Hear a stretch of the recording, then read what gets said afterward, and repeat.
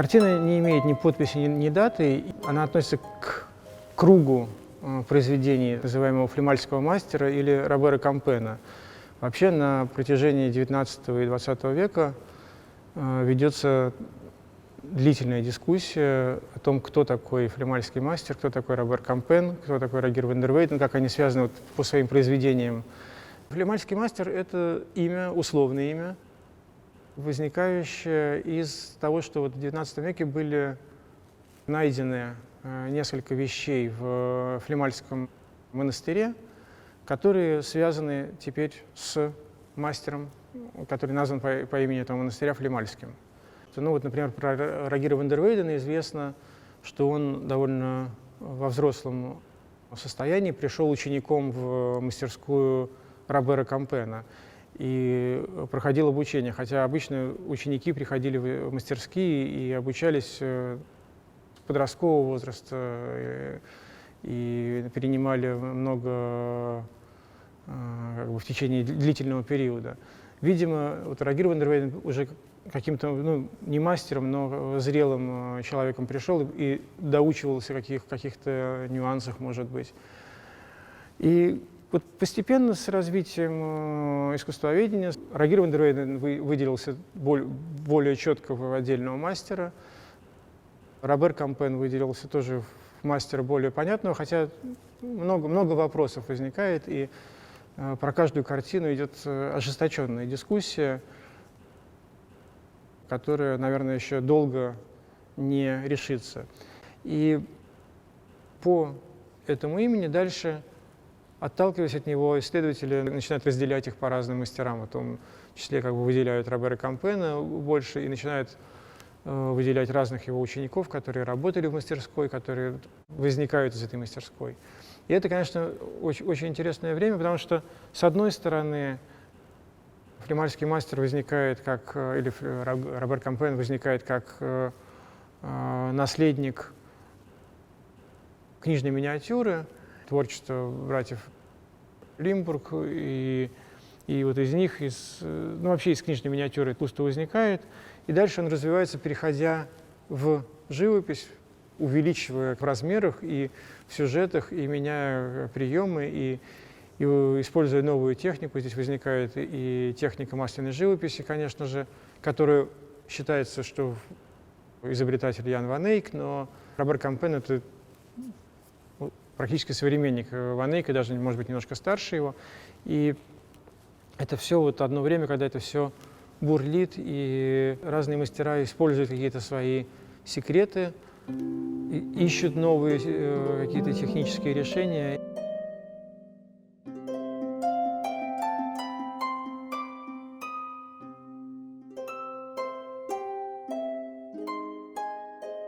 Маленький алтарный образ Троица, Мадонна с младенцем у камина, исполнен выдающимся художником начала XV века Робером Кампеном, который работал в Турне, городе на юге исторических Нидерландов. Диптих состоит из двух подвижных деревянных створок. Такие алтари-складни предназначались для личного благочестия. Верующие могли брать их с собой, отправляясь в путешествие. Композиции двух частей этого диптиха связаны единым замыслом. Левая часть складня посвящена завершению земного пути Спасителя, что воплощено в изображении Святой Троицы. Композиция восходит к средневековой иконографической традиции. Безжизненное тело Христа покоится на руках Бога Отца, чей отрешенный лик исполнен сострадания и скорби. Условное, лишенное глубины пространство Троицы — сфера вечного и непостижимого горнего мира. Глубокие и жесткие, словно вырезанные из дерева складки облачения Бога Отца, объемность, с которой написана фигура Христа, напоминают о скульптуре готических соборов. В ту эпоху в создании алтарей, украшавшихся скульптурой и рельефами, участвовали и резчики, и живописцы. Художники выполняли рисунки для статуй, а потом и расписывали их. В Турне, где находилась прославленная скульптурная школа, существовала подобная практика. Вероятно, обостренное чувство пластической формы, присущее художественному языку Кампена, связано с влиянием скульптуры. Композиция Троицы наполнена средневековой символикой. Золотой венец и престол Бога Отца — символы Творца Вселенной, Владыки Небесного и Земного миров. Резные женские фигурки на ручках трона олицетворяют христианскую церковь и синагогу. Пеликан, кормящий собственной кровью своих птенцов, символ жертвенной смерти Христа. Львица рождает детей мертвыми и через 3 дня рычанием пробуждает к жизни. В этой христианской аллегории видели аналогию с воскресением Господа.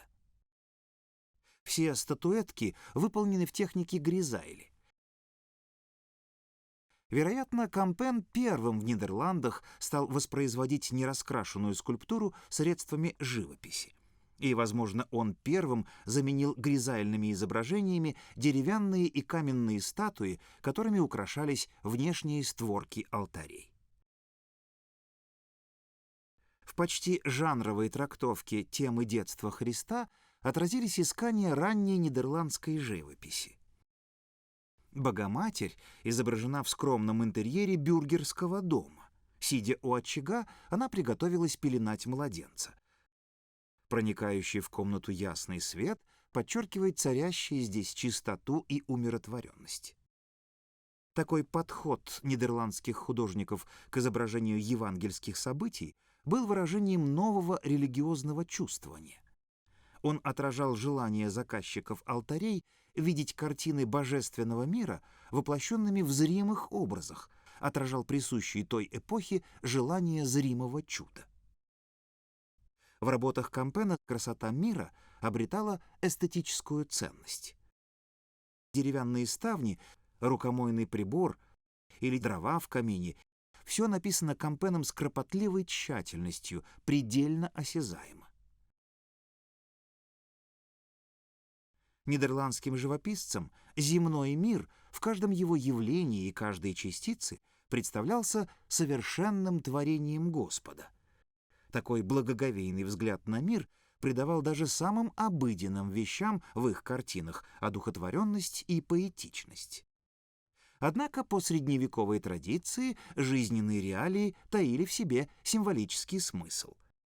Так, белоснежное полотенце, прибор для омовения, знаки чистоты Девы Марии. Дух благочестия, тонкая связь между земным и божественным мирами, которую позже назовут магическим реализмом, будет присуща всей ранней живописи Нидерландов. Сквозь забранное решеткой окно виднеется залитый солнцем уголок здания. Воздух чист и прозрачен. Кампен передает тени, падающие на стену, блики на поверхности вещей.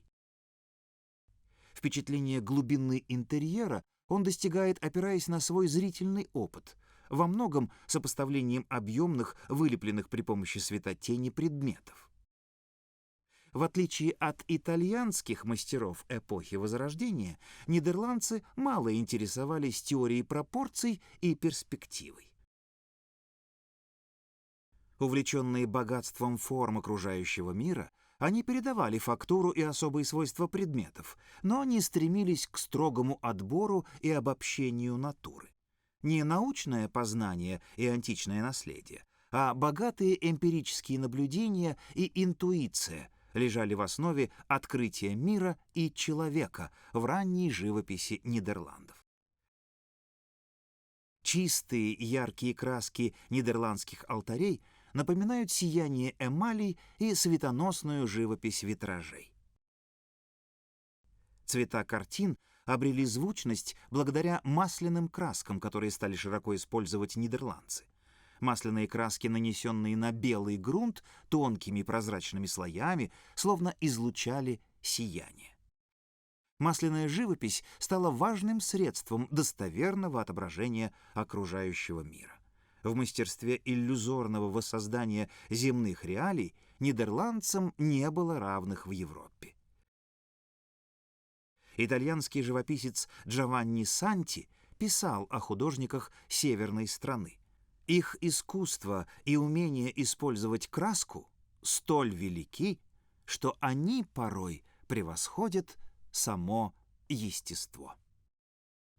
Они фламандцы и остаются на земле. Они тщательно и кропотливо передают действительность, какова бы она ни была. Во всем этом их творчество является гимном действительности. Но, с другой стороны, оно представляет восхваление христианской веры. Ипполит Тен.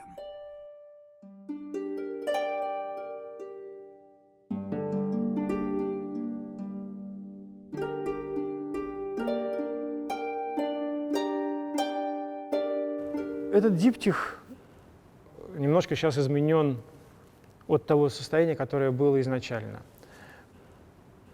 Вы видите вокруг по периметру такую красно-золотую рамку.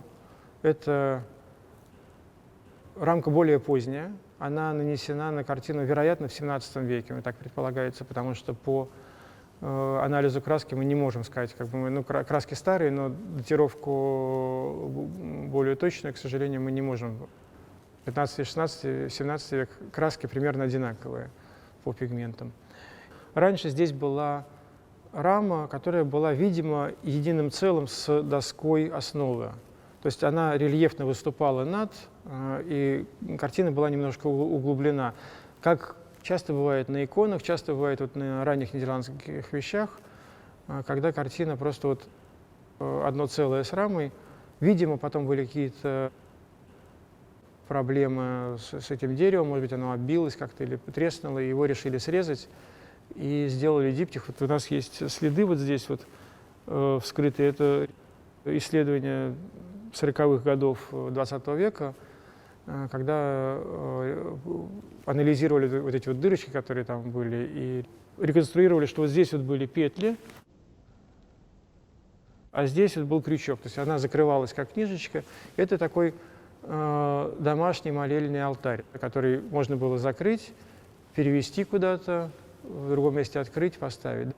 Картина только в начале года была передана в исследование, проведены съемки, но мы еще не до конца смогли все сравнить, и картина находится сейчас почти под замком. Мы имеем картину, написанную на деревянной основе. Для Нидерландов это очень характерно, потому что чуть более позднее, в XVII веке, в основном начинают писать на холсте, хотя сохраняются работы на дереве. А XV-XVI век гораздо больше пишут на дереве. И в XV вообще практически основной материал дерева. Основная часть дерева – это дуб. Так как мы примерно представляем место произрастания этих деревьев, а это Балтийский регион, территория Польши и балтийских стран, то есть специальные шкалы, есть исследования, есть базы данных по анализу того, когда эти доски были приготовлены, из каких деревьев, когда росли деревья и когда они были срублены. И несколько лет назад, 3 года назад, мы провели исследование ряда картин, в том числе этой, и выяснилось, что эти 2 доски сделаны из одного и того же дерева, во-первых. Они имеют разные кольца, но самое последнее кольцо на этой картине 1391 год, на второй 1364. Но по методике там несколько лет добавляется еще на оконечные кольца, которые есть на дереве, потом на спиливание дерева, подготовку его к работе. В общем, считается, что примерно 1410 год – это первая дата, когда доска могла оказаться в мастерской художника для работы. И это очень логично укладывается вообще в датировку этой картины, потому что основная масса исследователей относит ее к 30-35 году, 1430-1435 год.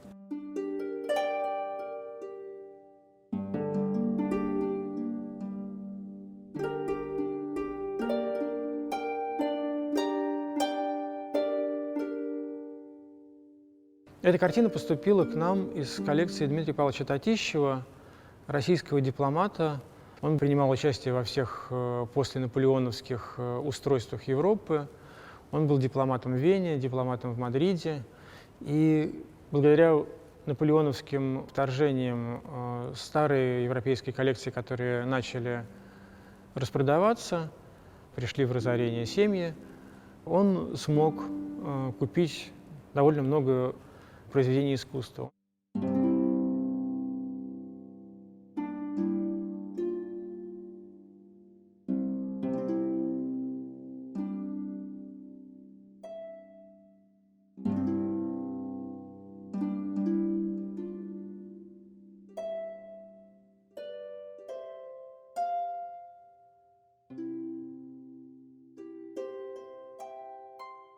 Он покупал не только живопись, но нам он интересен как собиратель нидерландских вещей прежде всего, потому что вообще интерес к Нидерландам как к предмету коллекционирования зарождается в XIX веке. Они были так слегка забыты собирателями, они, можно сказать, пылились на полках, многие имена были забыты.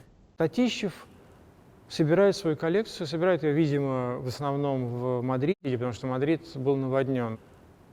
И сейчас в Мадриде очень много нидерландских вещей, которые были собраны во времена Альбы, во времена Нидерландской революции, привезены в Испанию.